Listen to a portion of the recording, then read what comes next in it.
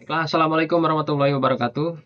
Kami dari kelompok 15 pengenalan pemrograman responsi. Di sini kami akan mendemokan dan menjelaskan beberapa fitur yang ada di dalam game yang kami bikin ini. Sebelumnya, perkenalkan nama saya Fajri Ramadan dan rekan saya. Adinda Livia Azahra. Saya Rizka Febriani. Nah, baiklah, kita akan langsung ke demo gamenya. Di sini saya akan share screen terlebih dahulu. Ya.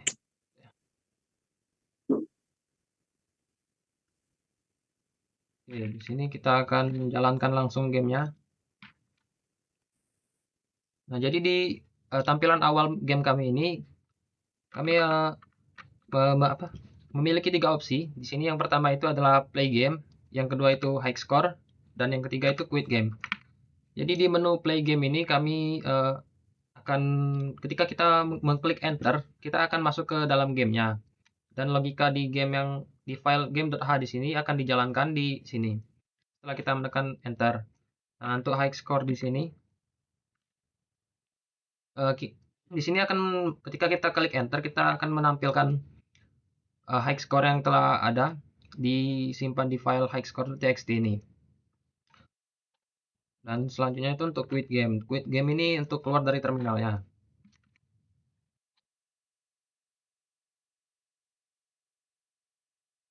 Oke, lanjut ke play game ya. Jadi di play game ini kita akan mengendalikan suatu tanda panah untuk menghindari obstacle atau rintangan yang ada. Jadi untuk menghindarinya kita bisa menggunakan WASD ataupun panah atas dan panah bawah. Ketika kita menabrak obstacle-nya itu, maka kita akan kalah di sini akan muncul tulisan game over. Dan skor terakhir kita dan speed level kita. Speed level saat ini. Nah, kita bisa menginputkan nama kita di sini untuk disimpan ke high score. Ini akan saya simpan namanya. Nah, setelah kita menginput nama, maka akan ditampilkan dua opsi di sini. Yang pertama itu play again atau main kembali, dan yang kedua itu adalah return to menu atau kembali ke menu awal tadi. Jika kita klik play again di sini, maka kita akan bermain kembali dan gamenya akan dijalankan ulang. Nah, setelah ini dan kita juga bisa memilih opsi untuk tidak menginputkan nama kita, yaitu dengan mengklik ESC atau escape untuk membatalkannya. Nah, setelah itu kita bisa ke return menu untuk kembali ke menu awal di sini. Nah, setelah itu kita bisa mengecek high score kita atau skor tertinggi kita itu di menu di opsi high score pada menu. Jika kita klik maka akan muncul nama kita di sini. Selanjutnya quit game tadi untuk keluar. Oke. Untuk demo gamenya mungkin seperti ini saja dan akan dilanjutkan penjelasan fitur-fiturnya oleh rekan saya yang akan dimulai dari Rizka.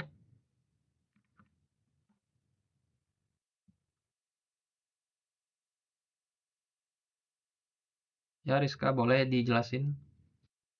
Oke, jadi pada fitur yang pertama ini ada fitur dari play gamenya. Bisa diketahui tadi itu kan play game merupakan fitur utama dalam permainan. Nah, di mana pemain itu mengendalikan karakter untuk menghindari rintangan dan mengumpulkan skor setinggi mungkin. Nah, yang pertama itu ada fitur pause dalam permainan. Nah, dalam fitur pause ini, itu di bagian ini tuh fitur ini diatur menggunakan variabel atau yang bisa di sini ada variabel yaitu pause.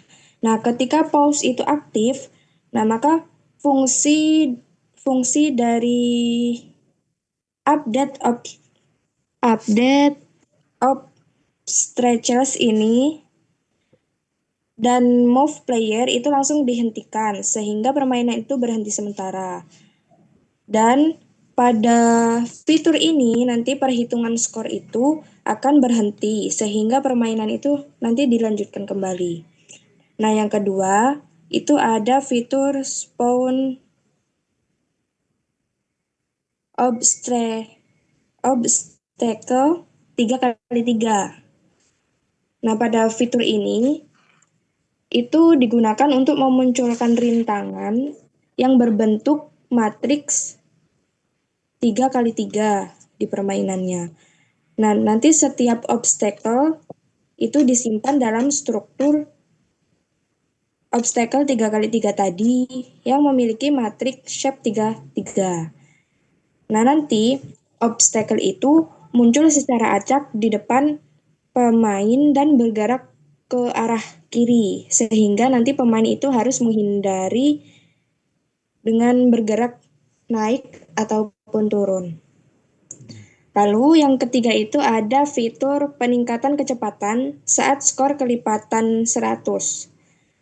Nah, pada fitur ini itu dia diatur pada fungsi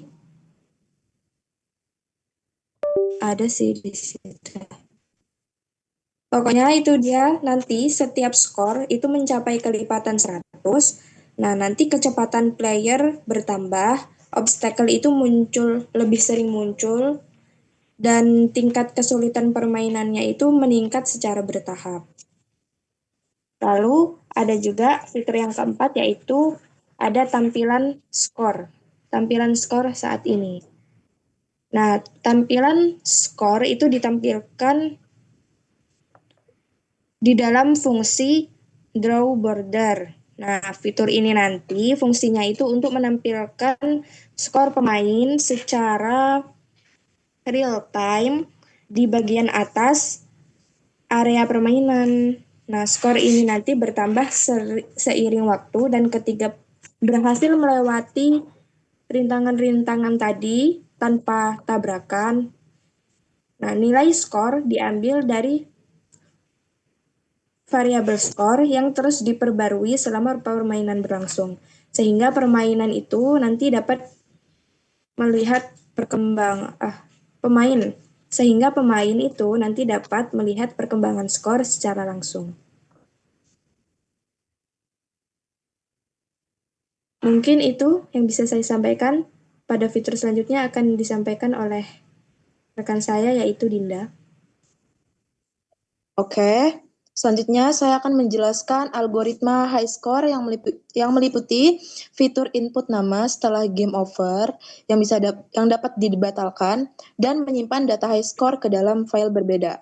Jadi, algoritma high score pada kode ini dirancang untuk mengelola skor tertinggi pemain secara terstruktur, terbatas, dan tersimpan permanen setelah permainan berakhir. Ketika terjadi game over, sistem memberikan opsi kepada pemain untuk menginput nama. Proses ini bersifat opsional. Artinya, jika pemain membatalkan input atau skor yang diperoleh tidak memenuhi syarat masuk ke dalam daftar high score, maka data tidak akan disimpan. Hal ini menjaga agar hanya data yang relevan dan bernilai yang masuk ke dalam high score. Setelah pemain memasukkan nama, algoritma menjalankan fungsi add score. Yang pertama-tama mengecek kapasitas penyimpanan high score, karena jumlah data di batas maksimal 10 skor. Sistem akan membandingkan skor baru dengan skor terendah yang sudah tersimpan. Jika daftar masih belum penuh, skor baru langsung ditambahkan. Namun, jika daftar sudah penuh, skor baru hanya menggantikan skor terendah apabila nilainya tinggi. Jika tidak, skor tersebut itu akan diabaikan. Jadi langkah ini tuh memastikan bahwa daftar high score selalu berisi skor terbaik. Setelah penambahan atau penggantian data, algoritma melakukan pengurutan skor menggunakan metode bubble sort secara menurun. Proses ini menempatkan skor tertinggi di posisi teratas, sehingga peringkat selalu konsisten dan mudah dibaca. Pengurutan dilakukan setiap kali data dimuat dari file maupun setelah skor baru ditambahkan untuk menjaga kestabilan data. Nah, terus tahap berikutnya adalah menyimpan data high score ke dalam file terpisah, yaitu file text highscore.txt. Seluruh data yang telah diurutkan ditulis ulang ke dalam file ini menggunakan file stream. sehingga data high score bersifat persisten dan tidak hilang meskipun game ditutup. Ketika game dijalankan kembali, algoritma secara otomatis memuat data dari file tersebut melalui fungsi load scores, lalu mengurutkannya kembali sebelum digunakan. Dan yang terakhir, algoritma menyediakan fitur penampilan high score menggunakan library Ncurses yang menampilkan daftar peringkat, nama pemain, dan skor secara rapi di layar terminal. Dengan kombinasi input nama setelah game over, seleksi skor terbaik, pengurutan otomatis, serta penyimpanan ke file berbeda, algoritma ini tuh memastikan sistem high score berjalan efisien, aman, dan meningkatkan pengalaman pemain dalam permainan. Oke, mungkin segitu aja yang dapat saya sampaikan. Saya kembalikan lagi ke Fajri. Oke, baiklah. Jadi untuk fitur-fitur tadi sudah dijelaskan oleh Dinda dan Rizka. Nah, di sini saya akan menjelaskan kelebihan dan kekurangannya. Untuk kelebihan dari yang kami buat ini, game yang kami buat ini, kami di sini telah menerapkan modularisasi kode, sehingga kode pada fungsi main ini tidak terlalu banyak, sehingga lebih mudah untuk dibaca. Kami memecah kode-kodenya itu menjadi 3 bagian. Yang pertama itu adalah ASCII art di sini untuk tampilan ASCII-nya. Kemudian itu yang kedua adalah game.h, di sini adalah file yang menyimpan algoritma gamenya. Sehingga di fungsi main tadi tinggal kita panggil saja fungsi play gamenya di sini, sehingga tidak terlalu panjang di fungsi mainnya. Seterusnya itu dipecah lagi, ada file highscore.h di sini untuk menyimpan algoritma atau baris kode yang menjalankan fungsi high score. Sehingga di sini kita tinggal panggil saja fungsinya. Nah, untuk kekurangannya sendiri pada project kami, meskipun kami sudah menerapkan modularisasi kode, namun baris kode pada main CPP ini atau fungsi utama ini, file utama ini masih terlalu panjang. Masih ada sekitar di angka 400 baris kode. Sehingga meskipun sudah menerapkan modularisasi, namun kami di sini tidak efektif menerapkannya, karena seharusnya fungsi tampilan menu ini bisa dipecah lagi menjadi file tersendiri, sehingga kita tinggal memanggil saja fungsinya di sini. Untuk kekurangannya mungkin kurang efektif saja pada modularisasi kodenya.